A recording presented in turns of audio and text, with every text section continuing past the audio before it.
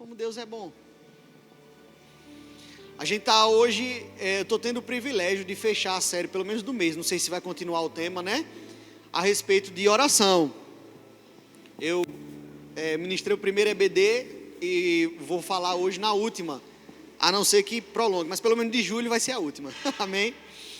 E mais uma vez, eu sei que alguns irmãos já têm familiaridade com o assunto, eu não vou me deter a um tipo específico de oração, amém? Existem tipos específicos de oração, tá certo? Oração de consagração, oração de intercessão, petições, oração da fé, amém? Amém? Oração de louvor e adoração. Você quiser se aprofundar de verdade, a gente vai indicar livros no final, mas se você quiser se aprofundar muito bem no assunto, eu sugiro que você leia o livro Curso de Estudos de Oração Bíblica do irmão Reagan, um livro azul. É azul, Jesus? É azul, porque tem outro que é verde, que é o de fé bíblica. É um livro azul, grandão, tá certo?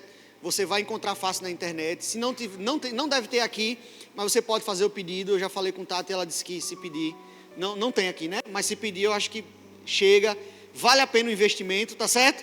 É um livro bem completo, bem didático, você vai aprender muito ali, tá bom? Eu vou falar de oração como um todo, tá certo? Mas o nosso título de hoje é oração e resposta, amém? Se a oração não tiver resposta, irmãos, ela não é uma oração, ela é um monólogo, amém? O que é um monólogo? Um monólogo é o cara, antigamente tinha muito isso, peça de teatro, o cara ia lá para falar poesia, e aí chamava aquilo de monólogo, aquela peça longa, onde ele expressava ciência, ou enfim, poemas, filosofia, era um monólogo. Mas a oração foi feita para ser um diálogo, amém? Diga para a pessoa do seu lado, diga, a oração foi feita para ser um diálogo, amém? Você precisa ter isso em mente. Quando você orar, você tem que entender que há uma resposta. Existe uma resposta para você, irmão. Amém. Eu não sei sobre o que você está orando, por que você tem orado, pelo que você tem orado, mas seja qual for o seu propósito, tem uma resposta de Deus para você. Disso eu tenho certeza. Amém? Lá em Amós, abra a sua Bíblia em Amós, um livro que eu sei que você lê muito, o livro de Amós. Eu sei que você lê muito Amós, tá certo? Ele fica perto de Joel e Obadias, são dois livros que você também lê muito. Mas o livro de Amós, se eu fosse você, eu abriria do Novo Testamento para o Velho, que você acha mais rápido do que se você abrir de Gênesis para lá, tá bom? Vai voltando, você pega Mateus, aí vai voltando, Malaquias, vamos lá? Amós capítulo 4. Malaquias, Zacarias, Ageu, ao contrário eu não sei, eu só sei falar ele na ordem. Malaquias, Zacarias, Ageu, Sofonias, Abacuque, Naum, Miqueias, Jonas, Obadias, Amós. Glória a Deus, eita coisa boa, o pregador arruma um livro desse para a gente ler. Está na Bíblia, irmão, a gente tem que ler, amém? Está na Bíblia, tem que ler. Amós capítulo 4. Aliás, se você parar para ler esses profetas menores, eu aconselho que é bom até talvez com um manual bíblico, outro livro de ajuda para entender o contexto, porque como não está em ordem cronológica, às vezes um profeta está falando de uma realidade, outro está falando de outra realidade, mas é muito bom, tem muita revelação nesses profetas menores, muita coisa mesmo, você vai ficar espantado, a cabeça da gente viaja, vai longe, mas é sempre bom entender o contexto, tá bom? Nesse caso a gente vai se ater ao versículo, e você vai entender por quê, porque ele é autoexplicativo. Amós capítulo 4, versículo 13, último versículo do capítulo. Eu estou lendo na atualizada, tá bom? Para quem quiser me acompanhar na mesma versão, na famosa ARA. Diz assim, Amós capítulo 4, versículo 13. Diz assim, porque é Ele quem forma os montes, está falando de Deus aqui, amém? E cria o vento. E o que é que Ele faz mais? Declara ao homem qual é? E faz da manhã trevas e pisa os altos da terra. Senhor, Deus dos exércitos, esse é o seu. Aleluia. Interessante aqui que Amós ele está profetizando, ele entrega uma profecia de juízo, inclusive. E aqui, no final, ele coloca no mesmo grupo as maravilhas que Deus fez para falar da grandeza dele.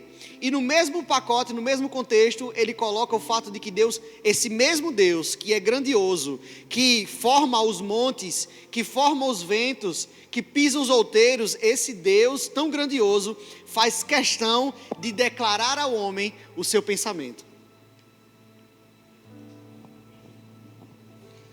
Ele está dizendo para você, por maior que ele seja, por mais grandioso, majestoso que seja esse Deus, por mais inalcançável que pareça, e ele é aos olhos humanos, na perspectiva natural, ele é de fato inalcançável por mim e por você, ele se faz manifestar, revelar ao homem. Ele faz questão de revelar ao homem o seu pensamento. É vontade de Deus revelar o seu pensamento a você, irmão. É vontade de Deus revelar o que Ele pensa sobre você. Quando Ele usa Jeremias diz assim, eu bem sei os pensamentos que tenho sobre vós. Pensamentos de paz e não de mal. Não é assim? Para vos dar o fim que desejais. Não é assim que Ele diz? Ele está usando o profeta para dizer às pessoas que eles estavam sofrendo naquele momento, e eles estavam sofrendo a ameaça de invasão da Babilônia. Ele diz, olha, vocês estão padecendo pelos seus próprios pecados. Aliás, o próprio Jeremias diz isso, de que se queixa o homem, queixa-se dos seus próprios pecados. Aí ele vai dizer, por mais que vocês estejam sofrendo pelos seus pecados, o pensamento que eu tenho sobre você é pensamento de paz. Ele faz questão que você entenda isso, que independente da sua circunstância, independente do que você esteja passando, esse sofrimento não é a vontade de Deus para você. E Ele quer que você saiba disso. Amém? Ele quer que você saiba que Ele planeja algo bom para você. Que Ele não tem paz em ver o justo sofrer. O Senhor, Ele não folga com a injustiça. Ele não fica feliz com a doença, com a morte do justo. A Bíblia diz isso desde o Velho Testamento, irmão.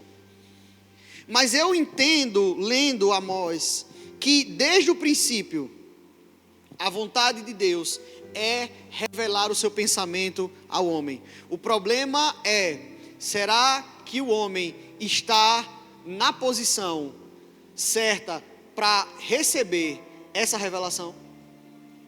Deus está falando, irmãos, será que você está ouvindo? Trocando em miúdos. Deus está falando, mas será que você está ouvindo?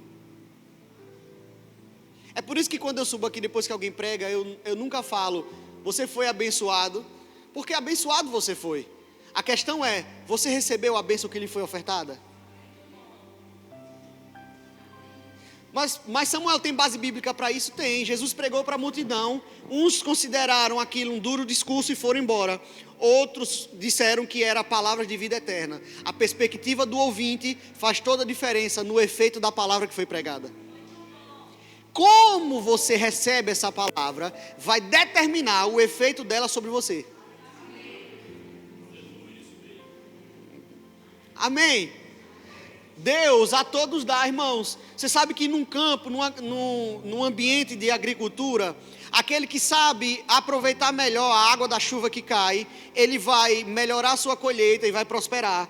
A chuva cai para todo mundo que está ali, mas só alguns sabem aproveitá-la.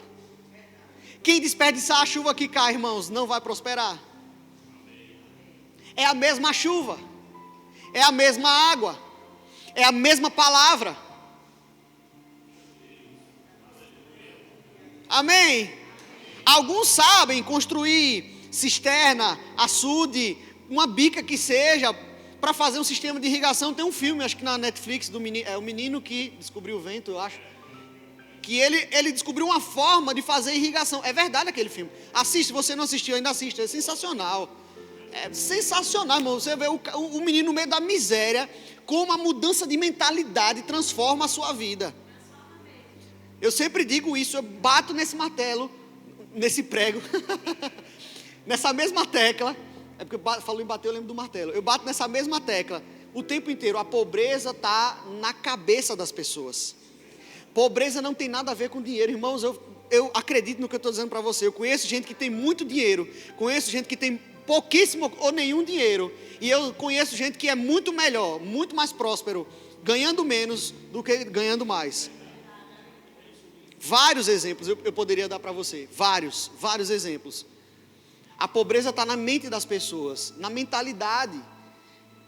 E o menino vai e aproveita e ele cria uma forma de canalizar aquela água e fazer irrigação, porque lá não chove. Agora você imagina, irmãos, a Bíblia diz que Deus dá as chuvas aos justos e aos injustos. E às vezes o injusto prospera mais, porque sabe aproveitar melhor. Assim também a palavra de Deus. Ela é pregada aqui para todos. Uns recebem, outros não. Amém? O que está sendo oferecido a você aqui não é o pregador. Não sou eu que estou sendo oferecido a você. Não é a minha vida que está sendo oferecida a você, embora eu tenha a obrigação de ser exemplo. Mas por mais que você não goste de mim, e eu estou me usando como exemplo, mas que você não goste de mim, o que está sendo ofertado aqui não sou eu para você, mas é a palavra de Deus. Amém? E é a vontade de Deus entregar a resposta ao homem, se revelar ao homem. E lá em no Salmo 25, abra lá sua Bíblia, por favor.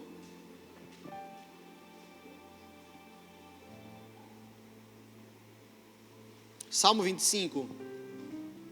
Olha o que é que Davi diz aqui no versículo 14. Salmo 25, versículo 14. Achei muito interessante essa expressão que Davi usava, porque por ser Antigo Testamento, eu quero que você entenda que a mentalidade das pessoas no Velho Testamento era uma mentalidade de um Deus soberano, distante. Amém? Porque eles não tinham o Espírito Santo habitando dentro deles. Ainda não tinham sido elevados à posição de filhos de Deus, eles eram apenas servos. Mas Davi, ele ousava escrever algumas coisas, até porque Davi era profeta também, amém? E ele aqui no versículo 14 do Salmo 25, ele diz assim: a intimidade do Senhor.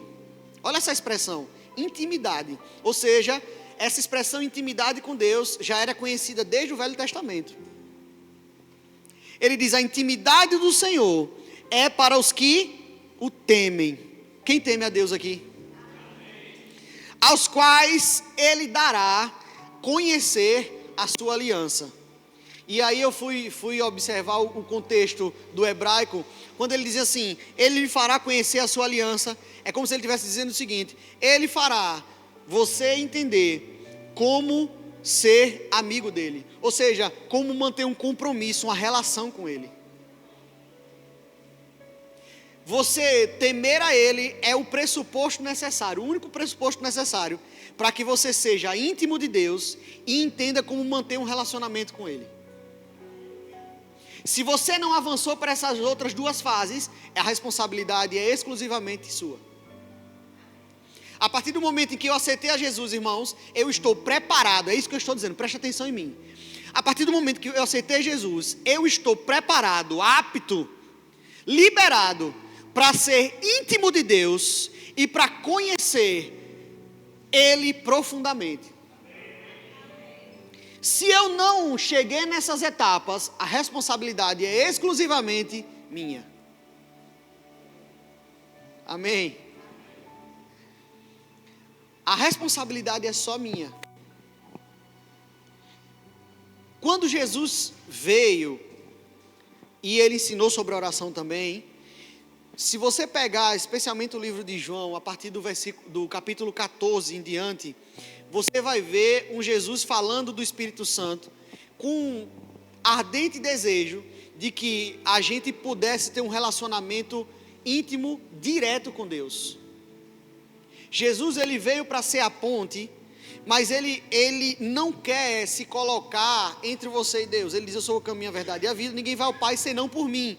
Isso quer dizer o quê? Que ele inaugurou o novo e vivo caminho. Ele abriu a porta, Jesus, a porta aberta, não tem um livro do irmão Rega? Ele abriu a porta para que você pudesse chegar diretamente a Deus. E lá em João, capítulo 16, eu quero que você abra comigo. A gente vai voltar em João 16, nesse mesmo capítulo já.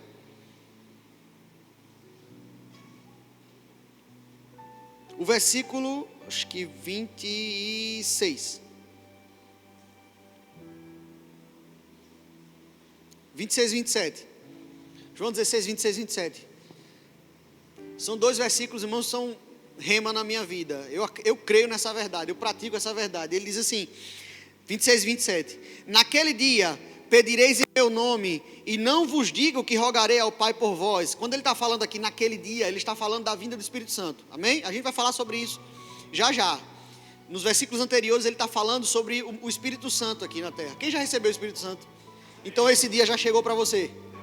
Ele diz, naquele dia pedireis em meu nome, e não vos digo que rogarei ao Pai por vós. Eu não vou ouvir o seu pedido e passar ao Pai. Vou dar um exemplo para vocês. No direito civil e no direito processual civil, no direito do trabalho. Quem já teve causa trabalhista aqui? Alguém? Já foi? Alguém foi para audiência trabalhista com o juiz? Pronto. Você vai ver que numa audiência trabalhista, aliás não é minha área, tá? Mas já fiz algumas por aí de aventura. Na audiência trabalhista, você fala o advogado. Você, porque geralmente a gente fala em sala de aula. Mas o advogado faz a pergunta. Por exemplo, eu quero perguntar a Carol, que é parte ou é testemunha. Eu não posso perguntar a ela. Eu pergunto ao juiz e o juiz passa a pergunta para ela, se ele achar pertinente. Deu para entender? Deu para entender? Eu não posso perguntar diretamente. Eu tenho um intermediário que é o juiz. Ele passa a minha pergunta. Sim, é bizarro porque a pessoa está ouvindo mesmo assim. Mas é assim que acontece. No direito civil era assim também. Só que de 2015, quando aprovaram o novo Código de Processo Civil, isso mudou, graças a Deus, já peguei o novo. Eu tirei a OAB em 2018, então já peguei o novo Código de Processo Civil. E hoje a gente pergunta, no direito do trabalho continua assim, mas no processo civil a gente pergunta diretamente à parte e à testemunha. Eu pergunto diretamente. Amém? Você entendeu isso? Não tem mais intermediários. O que Jesus está dizendo é, eu não vou ser o intermediário das suas petições. Deus está ouvindo você. E ele diz no versículo 27, e ele ama você o suficiente para lhe responder. Ele diz, o próprio Pai vos ama, versículo 27, porque o próprio Pai vos ama, visto que vocês me têm amado e têm descrito que eu vim da parte de Deus. Ele ama você o suficiente para responder você diretamente. Ele não precisa de intermediários, ele não precisa de santo, com todo respeito a quem crê diferente, mas ele não precisa de um santo para interceder ou rogar por mim. Eu tenho um novo e vivo caminho, eu posso falar diretamente com ele, ele me ouve. Eu falo ao Pai, ele me ouve e me responde. É desejo dele se mostrar para mim, se revelar para mim, revelar o seu pensamento ao homem. Então por que, irmãos, nós erramos? Porque a gente não conhece o pensamento de Deus ainda. Eu vou colocar aqui como é que nós podemos entender o pensamento de Deus, amém? Primeira receita, para quem gosta de anotar. Como você vai conhecer o pensamento de Deus? Pelo Espírito. Amém? Pela oração. Lá em 1 Coríntios, capítulo 2.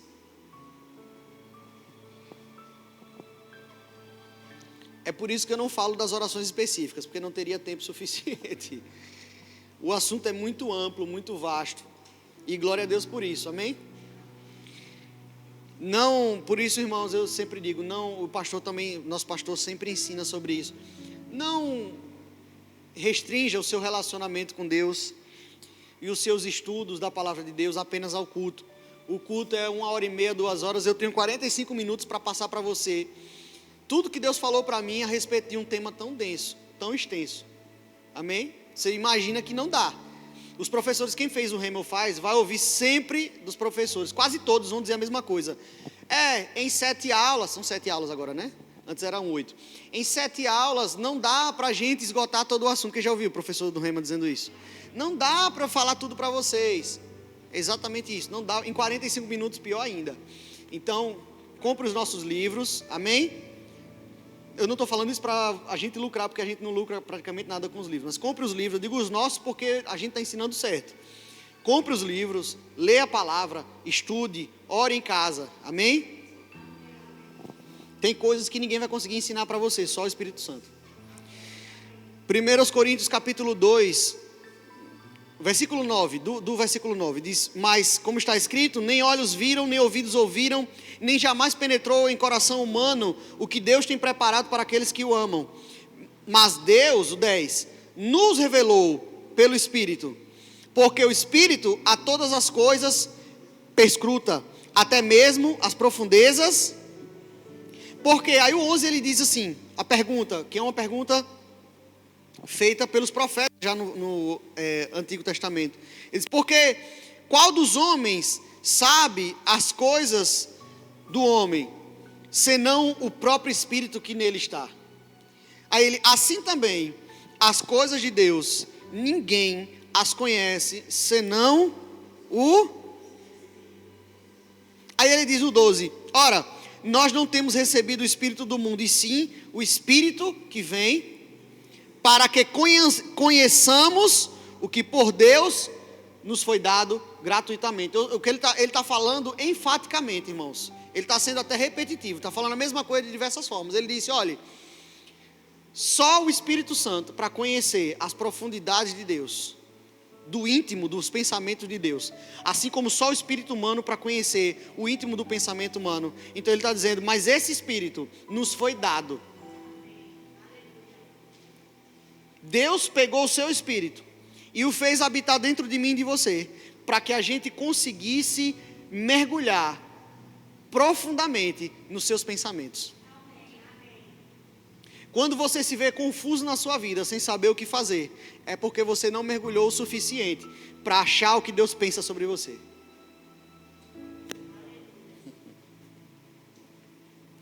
Se você está perdido nas suas decisões, se você está perdido no que você faz, é porque você não mergulhou fundo o necessário. Existem águas que dão nos tornozelos, nos joelhos, na cintura, e tem águas profundas que você não consegue passar se não for a nado, ou seja, águas em que você perde o controle da sua locomoção. Existem níveis de profundidade em Deus que você precisa alcançar para entender a vontade dEle. Amém? Se você ficar no raso, só no que é colocado na sua boca aqui, 3 vezes por semana, 4 vezes por semana, 5 vezes por semana, que seja, você talvez não consiga chegar na profundidade necessária, onde algumas coisas estão escondidas para ensinar você, orientar você. Amém? E Paulo está dizendo: olha, só o Espírito Santo, só o homem espiritual consegue entender essas coisas, porque as coisas espirituais só se discernem, ou seja, só se conhece, só se prova, só se entende espiritualmente. No mundo natural você não consegue. Sabe, irmão, planejamento financeiro é bom. Amém? Eu faço conta de cada centavo que entra e que sai. Estava até brincando com minha sogra outro dia, ela estava dizendo: você, quando diz que está sem dinheiro, de repente aparece tanto. Eu digo: é porque na minha conta, quando chega numa quantidade de dinheiro, eu já estou sem dinheiro.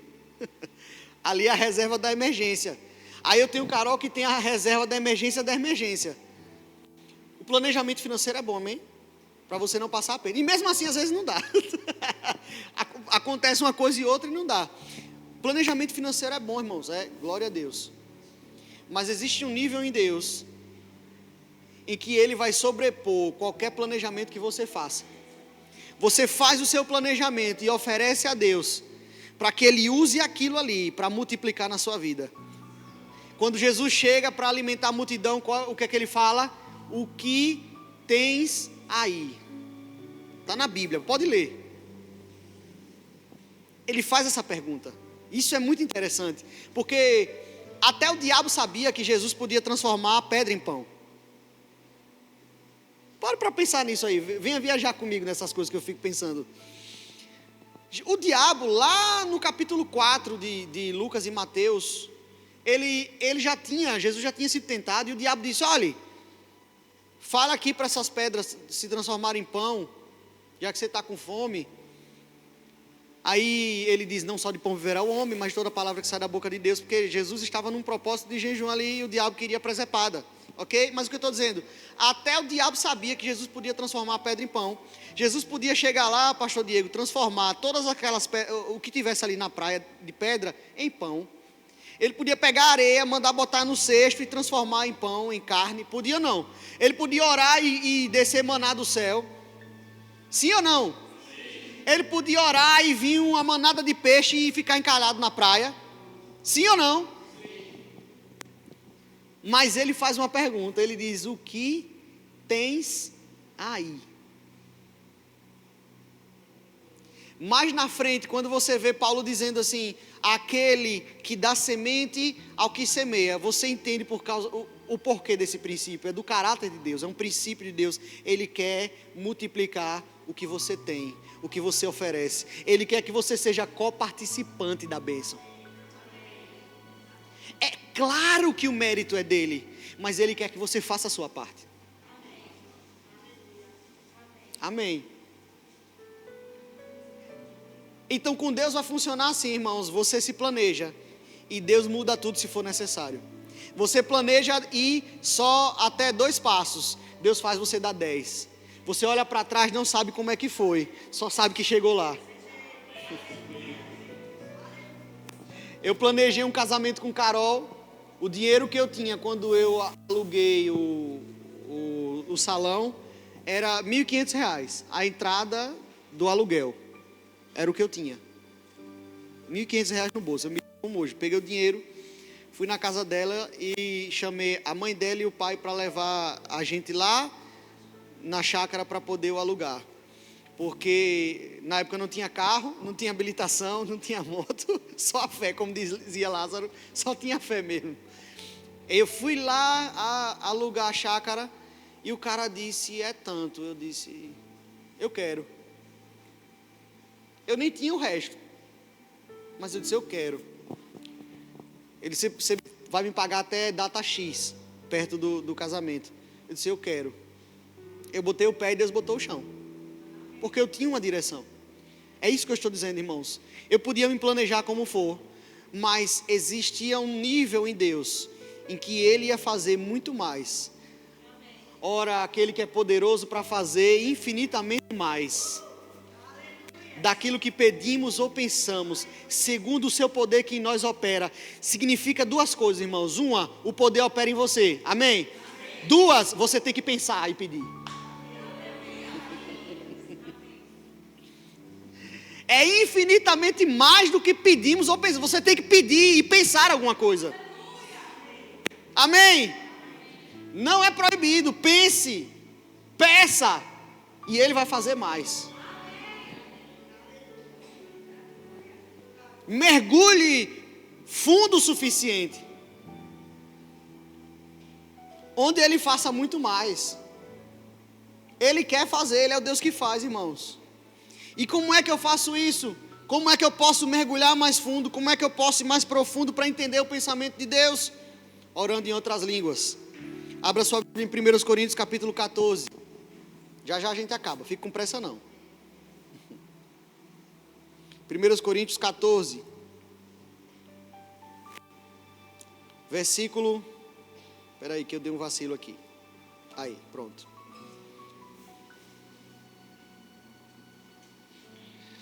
1 Coríntios 14, versículo 15, diz assim: que farei, pois? Orarei com o espírito, mas também orarei com a mente. Ou seja, eu vou orar das 2 formas. Por que eu tenho que orar com a mente? Porque eu preciso saber o que eu vou pedir. Alô? Amém? Você precisa saber o que você quer. Orarei com o espírito, também orarei com a mente. Cantarei com o espírito, mas também cantarei com a mente. Aí ele vem e fala sobre não fazer isso na igreja. Tanto, por quê? Porque na igreja você precisa pregar em português. Amém? Você também precisa orar em português. Ele está falando do culto em si, da organização do culto em si. Mas é tão verdade que ele está falando só do contexto da igreja e não o contexto de casa, pessoal, que no final ele diz bem assim, no 18, dou graças a Deus, porque falo em outras línguas, mais do que todos vocês. Ou seja, era hábito de Paulo orar.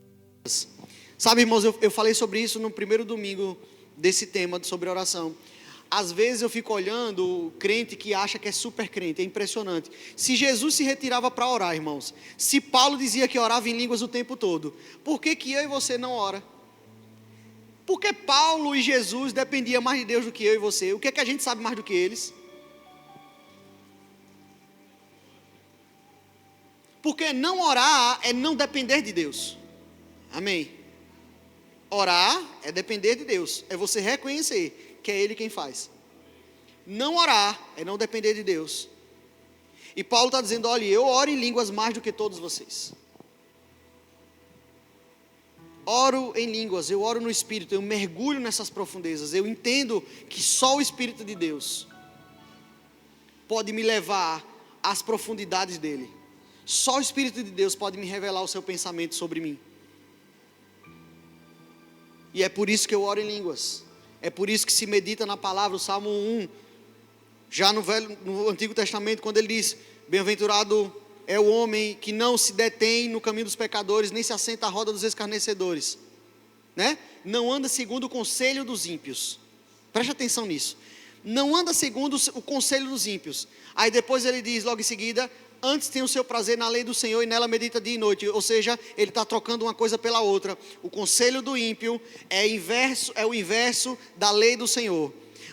Aquilo que o mundo diz, aquilo que o mundo ensina, é o inverso daquilo que a palavra de Deus diz. Ou seja, eu preciso da palavra e do Espírito para chegar naquilo que Deus quer para mim. Para mergulhar o profundo o suficiente, eu preciso da palavra de Deus. E eu preciso da oração em línguas. Amém? Eu preciso das duas ferramentas. Irmãos, o Espírito Santo não veio sobre você em vão. Você não falou em línguas naquela primeira vez para ficar só naquela vez. É isso que é necessário que você entenda. O batismo no Espírito Santo não chegou até você para ficar naquele momento. Ou para quando você estiver muito arrepiado na igreja. O batismo do Espírito Santo está sobre você, para lhe socorrer em vários momentos da sua vida. Às vezes, esses dias eu e Carol nos deparamos com uma situação com Luísa, um comportamento dela, e eu digo, opa, a gente começou no natural, estratégia natural, vou botar de castigo, vou fazer assim. Daqui a pouco eu digo, peraí, tem algo espiritual aí. E eu fui orar em línguas, eu fui impor as mãos sobre ela. E aquela situação começou a mudar. Incrível, mudou o comportamento da menina. Tem coisas, irmãos, que você só vai discernir pelo Espírito. Tem problema que está insistindo na vida da gente porque a gente não está entendendo que é pelo Espírito. Tem coisas que não chegam, irmãos, por isso. Quando esse entendimento chegar na nossa cabeça, coisas vão destravar. Porque você vai conseguir ver como Deus vê. Amém? Eu sei que isso é o beabá do crente, mas isso é necessário ser ensinado. E é necessário ser lembrado. Porque é salvação e segurança para nós. Lá em Mateus, capítulo 11... entrando no nosso último tópico, por que a nossa oração não tem resposta? A nossa oração não tem resposta, primeiro, porque não estamos mergulhando em Deus, amém? Amém? Amém. E ela não tem resposta muitas vezes, porque não estamos perseverando em fé. Segura alguns minutos, porque eu vou falar sobre isso agora. Irmãos, fé é perseverar, é continuar. Fé é perseverar, a despeito das circunstâncias. Quando Jesus chega aqui, Mateus capítulo 11, o irmão Reagan fala muito sobre isso nos livros dele. Ele diz que, antes de chegar aqui no versículo que eu vou ler o versículo 23, mas antes, eu quero que você entenda que Jesus, ele teve fome, antes disso, né? Ele teve fome. Mateus não, gente, desculpa, Marcos, perdoe, eu anotei Mateus, inclusive, mas eu saio aqui, peraí. Por isso que eu estava catando o versículo, acho que é o 19, Mateus capítulo 11, Marcos, eu só quero dizer Mateus, Marcos capítulo 11, Jesus ele teve fome e amaldiçoou a figueira, no versículo 12, né? Versículo 12 e 13, ele amaldiçoou a figueira, ele teve fome, olhou, viu as folhas, amaldiçoou a figueira. E eu sei que você já conhece essa história, e aí a Bíblia diz que passou alguns dias, e ele, no 20, versículo 20, Marcos 11, 20, diz, e passando eles pela manhã, viram que a figueira secara desde a raiz. E eles ficaram espantados com isso. Olha, Senhor, a figueira que o Senhor amaldiçoou, secou desde a raiz. E aí ele disse, olha, se vocês tiverem fé, se alguém disser a este monte, eles têm fé em Deus, porque se alguém disser a esse monte, ergue-te, lança-te no mar, e não duvidar em seu coração, assim será feito, né? Mas eu fiquei pensando, quando Jesus amaldiçoou aquela figueira, ele podia ter pensado, passei vergonha, porque nada aconteceu. Ele amaldiçoou a figueira e nada acontece. Só depois de alguns dias, ela já estava secando desde a raiz. Mas ele ficou tranquilo. Quando os discípulos foram espantados com ele, é isso que impressiona. Senhor, a figueira que o Senhor amaldiçoou, ele disse, eu tenho fé em Deus. Ou seja, por que você está surpreso com isso? Se eu falei, vai acontecer.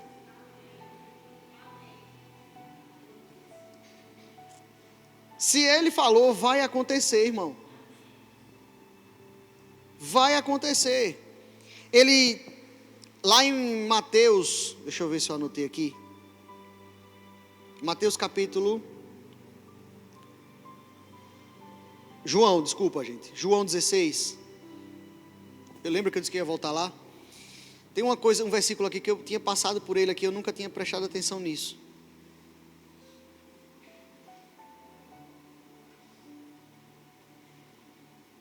João 16, versículo 23. Aliás, o 13 primeiro, depois a gente lê o 23, tá bom? João 16, 13, diz assim: quando vier, porém, o Espírito da verdade, ele vos guiará a toda, certo? Porque não falará de si mesmo, mas dirá tudo o que tiver ouvido e vos anunciará as coisas que hão de vir. Aí o 23 ele diz assim: naquele dia, nada me perguntareis. Ou seja, você ora, você declara, não acontece de cara como não aconteceu na figueira. Mas você não pode duvidar ou achar que é porque não é a vontade de Deus. Eu quero que você entenda que a vontade de Deus é que você seja próspero em todas as áreas. É que você seja curado. Amém? É que a vontade de Deus é que você tenha vida plena nele. A gente não pode orar e começar a cambalear naquilo que a gente está firme, no nosso propósito. Senhor, eu estou orando e eu creio que vai acontecer. Não duvidar em seu coração. E mesmo que não aconteça, não ficar questionando, mas será que é da vontade de Deus? Você sabia que isso é uma forma do diabo colocar dúvida em você? De um jeito sutil? Não, não é falta de fé. Você só quer saber se é da vontade de Deus ou não. Não é assim, é assim que o diabo fala.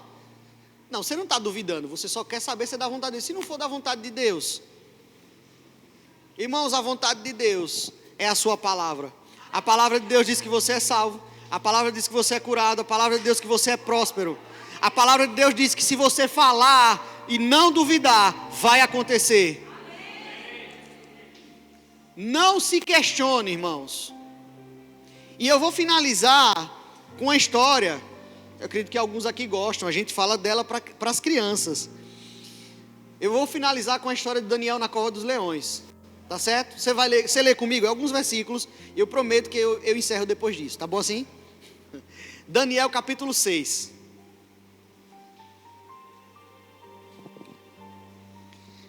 Me chamou a atenção algumas coisas e eu quero que você estude comigo.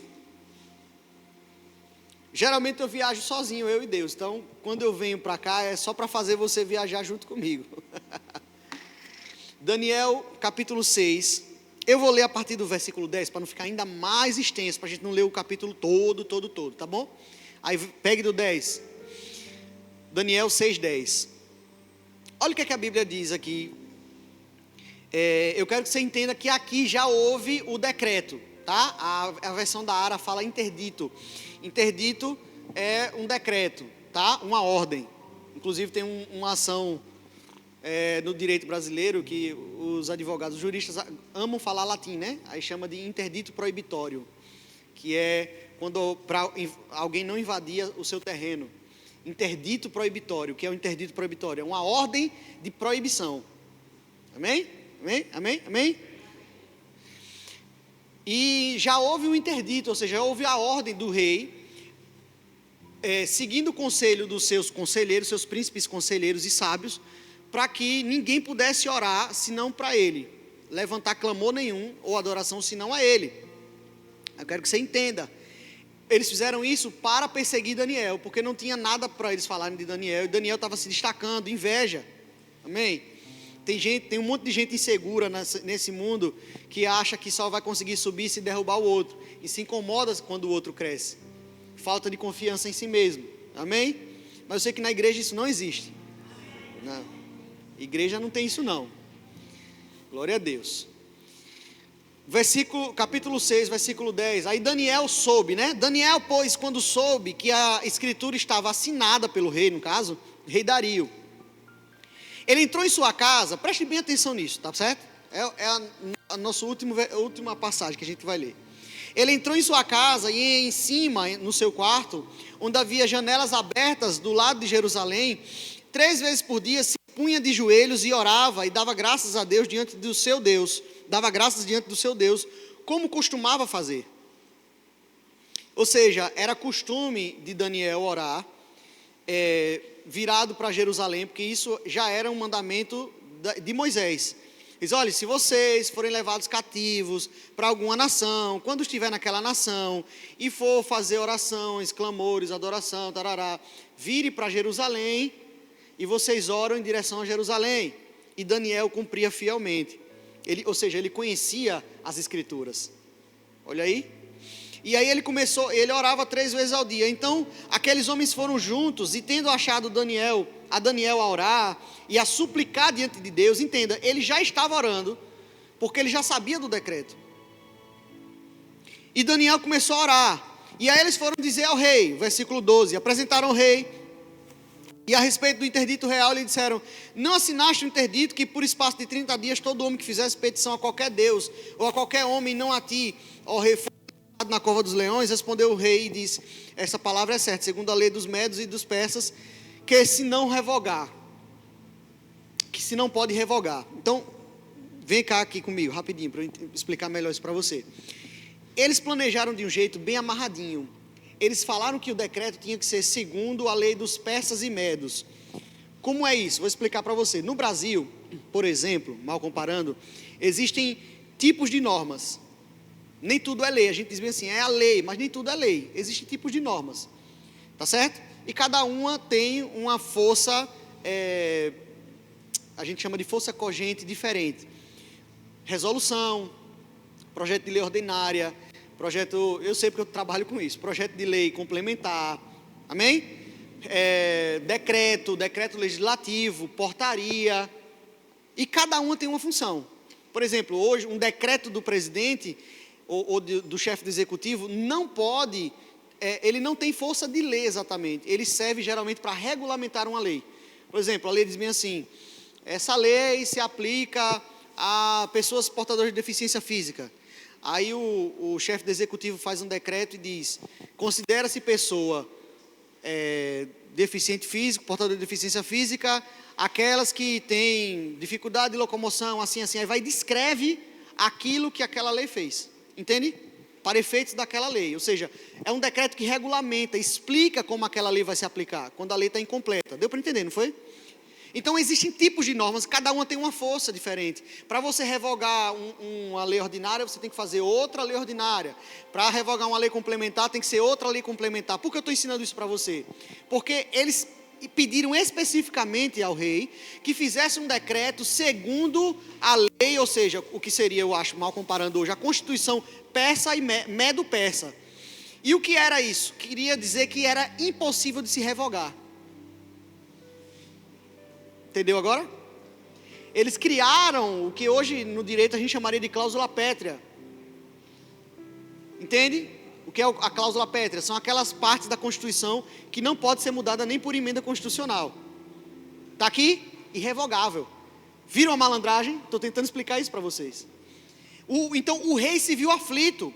Se você for continuar lendo os versículos, você vai ver, depois você lê em casa, direitinho essa história, você vai ver que a Bíblia diz que o rei passou a noite inteira, o dia anterior inteiro, tentando achar uma brecha legal para não lançar Daniel na cova dos leões.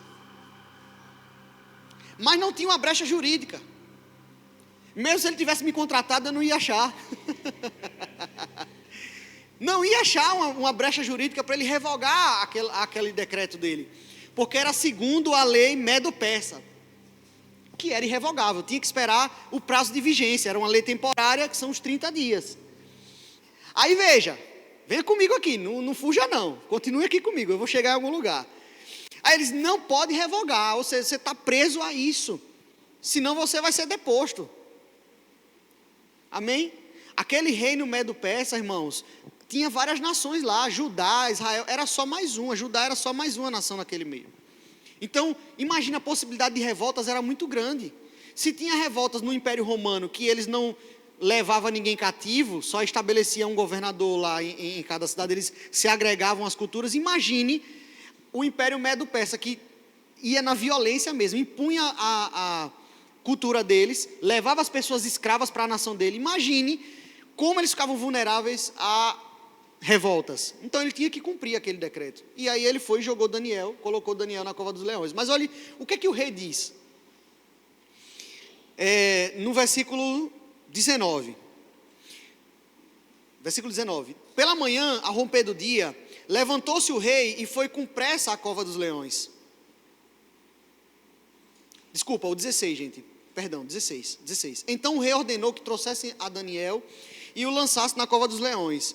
Disse o rei a Daniel. Olha o que é que o rei disse a Daniel. Aqui não foi Daniel, foi o rei falando. O teu Deus, a quem tu continuamente serves, que ele te livre. Eu fiquei pensando em casa, Senhor, a gente fica falando que Daniel, tem até música, né? Calma, Daniel. Eu faço essas citações porque eu sou assembleano na raiz, né? Vocês sabem, mas eu fiquei pensando, Daniel, por que Deus mandou o anjo para ficar com Daniel, pastor Diego, na cova, mas não fez com que o decreto tivesse sido desfeito? Por que Deus não deu uma brecha, não fez o cara achar uma brecha legal para livrar Daniel antes? Não é verdade? Aí eu fiquei pensando nisso. A verdade é que Deus não deve satisfação para a gente. Em resumo é isso. Ele não deve satisfação para você. Mas eu quero dizer uma coisa para você. Ele cumpre o que ele diz, do jeito que ele quer. Pode não ser do jeito que você está esperando. Pode não ser na carruagem de ouro, irmãos. Mas vai chegar, nem que seja com o corvo trazendo a carne, mas ele vai trazer. Nem que seja na boca do urubu, mas ele vai levar a carne para você.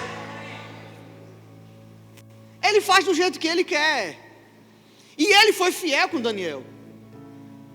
Agora você pensa, Daniel ficou, do dia que o decreto saiu, até a denúncia ser levada até o rei, até a sentença, a Bíblia diz que teve sentença que foi colocado lá o anel, parece, assinada por todas as autoridades competentes, até a sentença sair, até o momento em que ele entrou naquela cova, Daniel não deixou de crer.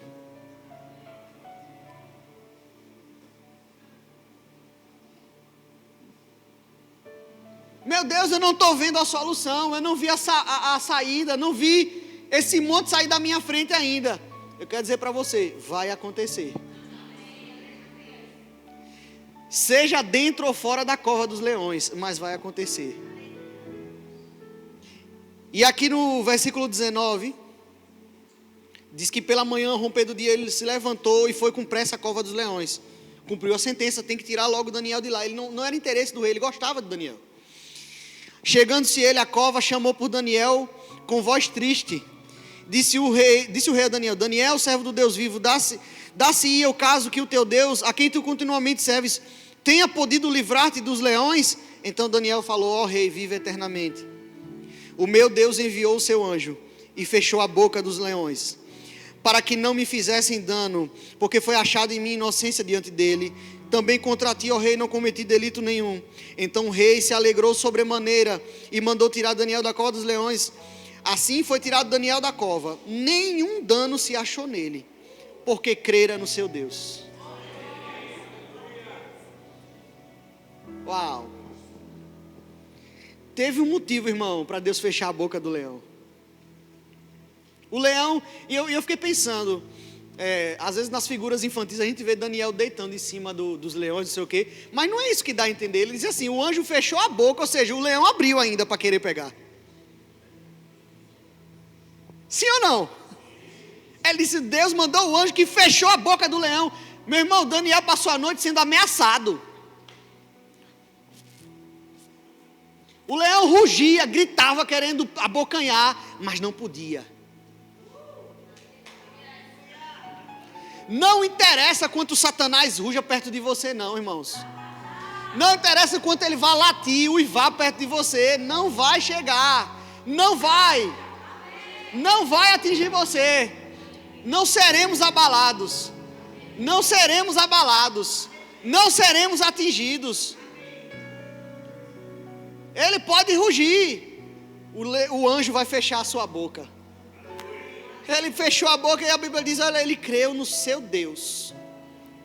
E essa fé de Daniel, irmãos, se tornou em como manifestação da grandeza de Deus. Tamanha naquele lugar que no versículo 25 diz que então o rei Dario, a gente às vezes para o milagre em Daniel saindo da cova dos leões, mas o versículo 25 diz que então o rei Dario escreveu aos povos, nações e homens de todas as línguas que habitam em toda a terra. Ele disse: paz seja multiplicada. Está aqui a descrição do decreto, irmão. Faço um decreto pelo qual, em todo o domínio do meu reino, os homens tremam e temam perante o Deus de Daniel, porque ele é o Deus vivo e que permanece para sempre. O seu reino não será destruído e o seu domínio não terá fim.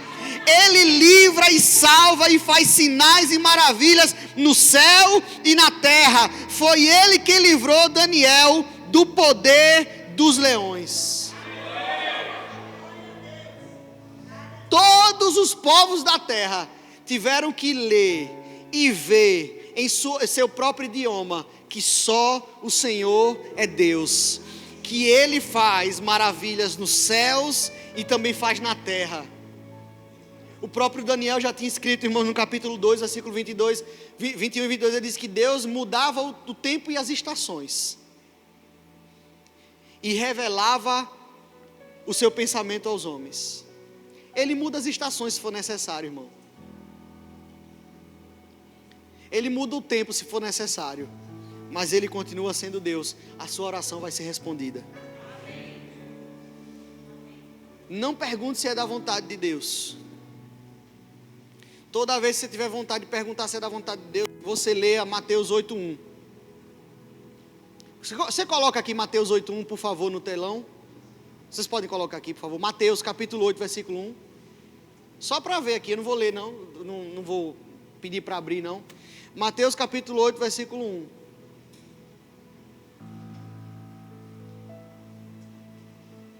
Acho que é até o 3, mas bota a partir do 1. Ora, descendo ele um monte, grandes multidões o seguiam. O 2. Eis que um leproso, tendo se aproximado, adorou Jesus, dizendo, 3 agora, o 3, Mateus 8, 3. É isso aqui que eu quero que vocês leiam.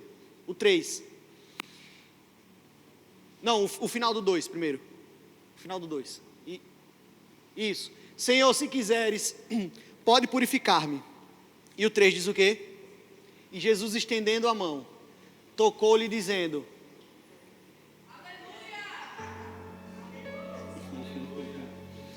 se o Senhor quiser, eu vou ter. Quero.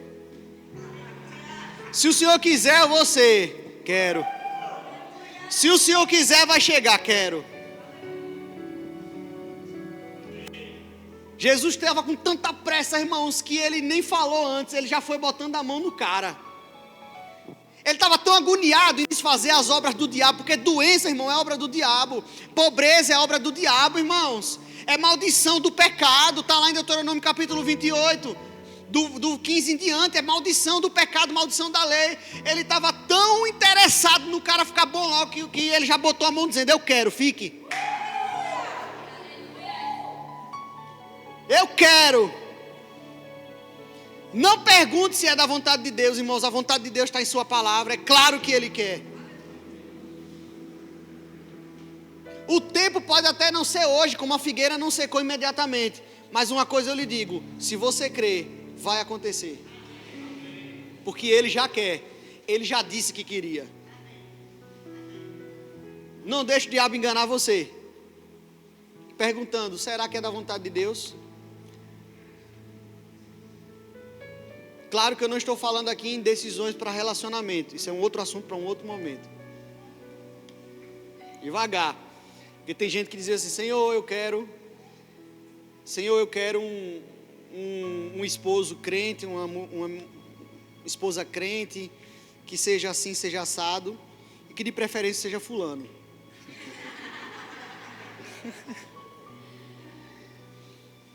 Amém. Se você pedir a opinião de Deus, Ele vai lhe dar. E a opinião dele pode não ser a sua. Eu estou falando de coisas que a palavra já garantiu para você. E a palavra já garantiu saúde, vida próspera, paz, alegria. Ué, a Bíblia você não já disse que a Bíblia não promete felicidade? É verdade, mas promete alegria. Porque felicidade é uma perspectiva humana. Você pode ser feliz com coisas que não faz bem para você. Mas a alegria, ela é fruto do Espírito. Significa que você pode até não estar gostando do que está passando, mas vai estar alegre.